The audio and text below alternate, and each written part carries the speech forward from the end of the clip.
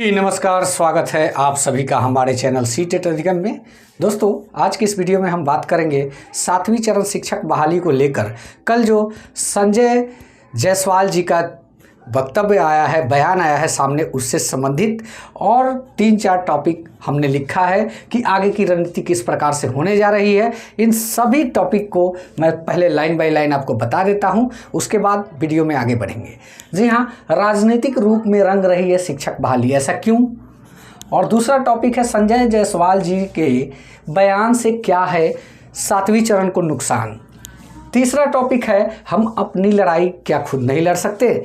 और चौथा टॉपिक है कल क्या होगी नई रणनीति। जी हाँ दोस्तों, इन सभी टॉपिक पे हम लोग बात करने वाले हैं, क्योंकि अब 7वीं चरण शिक्षक बहाली से संबंधित जो चीज़ें घट रही है, जो अनुमान लगाई जा रही थी, आप लोग देख पा रहे हैं कि एक पर भी वर्तमान सरकार अमल नहीं कर पा रही है। जी हाँ दोस्तों, अब राजनीतिक गलियारों से भी बयान आने चालू हो गए हैं हम लोगों के समर्थन में, लेकिन इसके क्या है मायने, क्या होगा इसका फ़ायदा, क्या होगा इसका नुकसान, ये भी बहुत बड़ा सवाल है। जी हाँ दोस्तों, कहीं ऐसा तो नहीं हम लोग एक तरह से दोनों तरफ से, कहने का मतलब कि पोजीशन और अपोजिशन दोनों के बीच में कहीं दबते पिसते कुचले तो नहीं जा रहे हैं। जी हाँ दोस्तों, इस वीडियो में यही चर्चा करेंगे और वीडियो को अंत तक देखिएगा। वीडियो अच्छा लगे चैनल को सब्सक्राइब कीजिएगा। देखिए, पहला हमारा सवाल है राजनीतिक रूप में रंग रही है शिक्षक बहाली, ऐसा क्यों? जी हाँ दोस्तों, जैसा कि आप सभी जानते हैं, लगातार 2019 से 7वीं चरण शिक्षक बहाली की मांग उठाई जा रही है।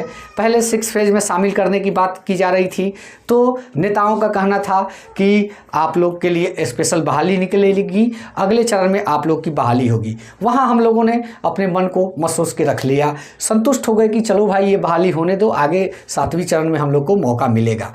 लेकिन ऐसा अभी तक नहीं हुआ। तो कहने का मतलब कि यह राजनीतिक रंग ही है, राजनीतिक रंग में ही हम लोग पिस गए हैं, शोषित हुए हैं राजनीतिक गलियारों से। जी हाँ, दूसरा चीज़, संजय जायसवाल जी के बयान से क्या है नुकसान। जी हाँ, जो संजय जायसवाल जी कल बयान दिए हैं, इससे बहुत बड़ा नुकसान हम लोग का होने वाला है। बात करते हैं, पहला यही होगा कि जो वर्तमान सरकार में लोग बैठे हैं वो ये सोच रहे हैं पहले ही से कि जो 7वीं चरण के अभ्यर्थी हैं वो भाजपा के एजेंट हैं, वो आरएसएस के एजेंट हैं। और ऐसे में संजय जायसवाल जी का बयान आना कहीं से हम लोगों के समर्थन में साबित नहीं होगा। उन लोगों को मिल जाएगा जो पोजीशन में बैठे लोग हैं, वर्तमान सरकार में बैठे लोग हैं, उन लोगों को ये मिल जाएगा कि हमने जो अनुमान लगाया था वो सही है। इसका जीता जागता उदाहरण है, जेडीयू के ट्विटर हैंडल से एक कल पोस्ट आया है, उस पोस्ट को आप लोग देखिए।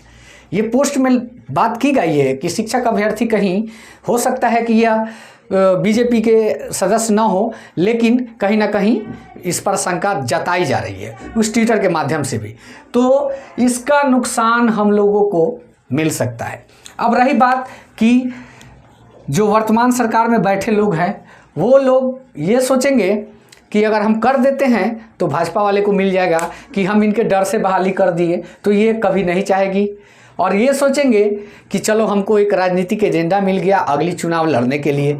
तो ये बयान हम लोगों के फ़ायदे के लिए नहीं है। इस पर हम लोग को आवाज़ उठाना चाहिए कि भाई आप अपनी बात करें, हमारी बात रहने दें। क्योंकि तीसरा सवाल यही है, क्या हम अपनी लड़ाई खुद नहीं लड़ सकते? जी हाँ दोस्तों, हम लोगों के पास मैन पावर है, हम लोगों के पास एबिलिटी है, हम लोगों के पास तर्क करने की क्षमता है, हम लोगों के पास शिक्षण विधि, शिक्षक बनने की क्वालिटी है। हम लोग कहीं से भी फेल नहीं हो सकते। एक शिक्षक ही राष्ट्र का निर्माता होता है। तो इसलिए हम में वो दमखम है, हम वो मद्दा रखते हैं कि हम अपनी लड़ाई खुद लड़ सकते हैं। इस पर ऑलरेडी हम लोग काम कर रहे हैं, हम लोग आगे भी संघर्ष जारी रखेंगे। हम लोग इस बहाली को जल्द से जल्द खुलवाने का काम करेंगे।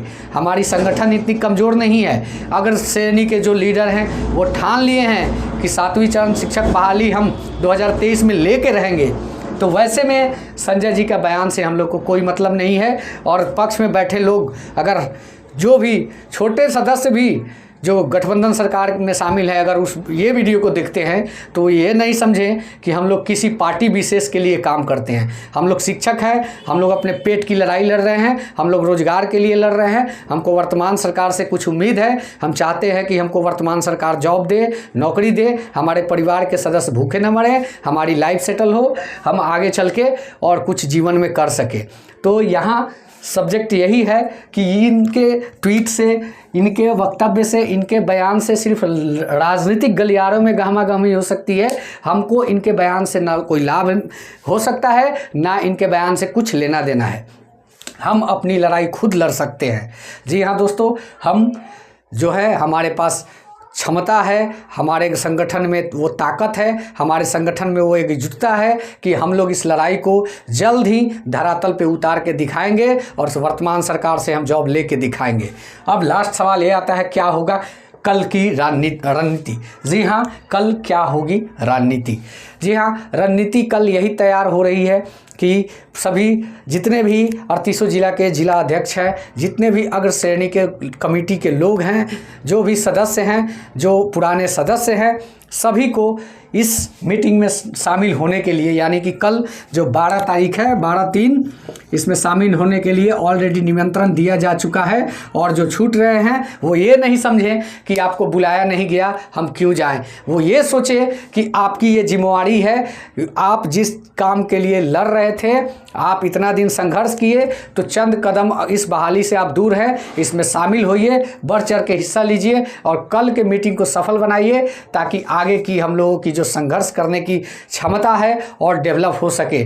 जी हाँ, पहले से जो हमारे साथी कार्य कर रहे थे, मैं बखूबी जानता हूँ कि सभी के अंदर लगभग 500,000 की संख्या में एक एक साथी के साथ स्टूडेंट्स हैं।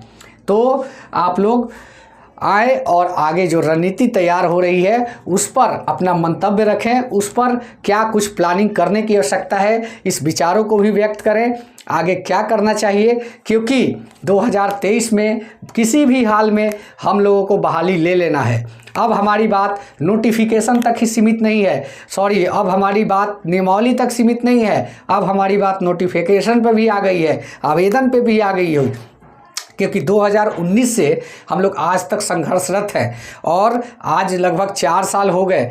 अब कितना दिन, बहुत सारे साथियों का एज एक्सपायर हो जा रहा है, अब कितना दिन, ये बहुत बड़ा सवाल है। अब हम लोग को पूछने की आवश्यकता है, क्योंकि पहले बहाना था कि हमारी गठबंधन की सरकार अभी बनी है, चीज़ों को समझने में टाइम लगेगा। अब जब आप समझ गए तो रामचरित पर भाषण देते हैं, शराब पर भाषण देते हैं और भी जीविका दीदियों के प्रावधान पे भाषण देते हैं। क्या कोई प्लान आपका सफल है? कोई प्लान सफल नहीं है।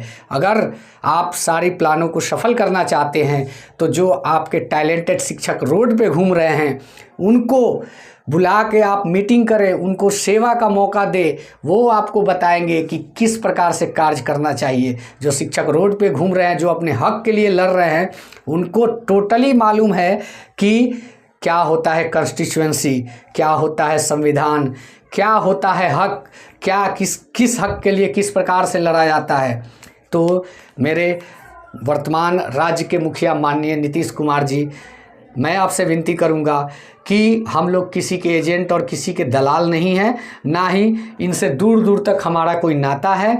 और हम चाहते हैं कि हमारी बहाली आप ही दे, आपसे हम लोग बहुत उम्मीद लगाए हैं, और नहीं तो आगे चल के आपकी सरकार को भी कठिनाइयाँ उठानी पड़ सकती है, मुश्किलों का सामना करना पड़ सकता है। क्योंकि याद रखिए, शिक्षक बनने से पहले हम लोग बिहार के निवासी हैं और बिहार के मतदाता हैं, और हम लोग का फंडामेंटल राइट्स है कि किसको सरकार में लाना है और किसको डुबा देना है। बात समझ में आई? वीडियो को लाइक करें, चैनल को सब्सक्राइब करें। धन्यवाद। जय हिंद, वंदे मातरम।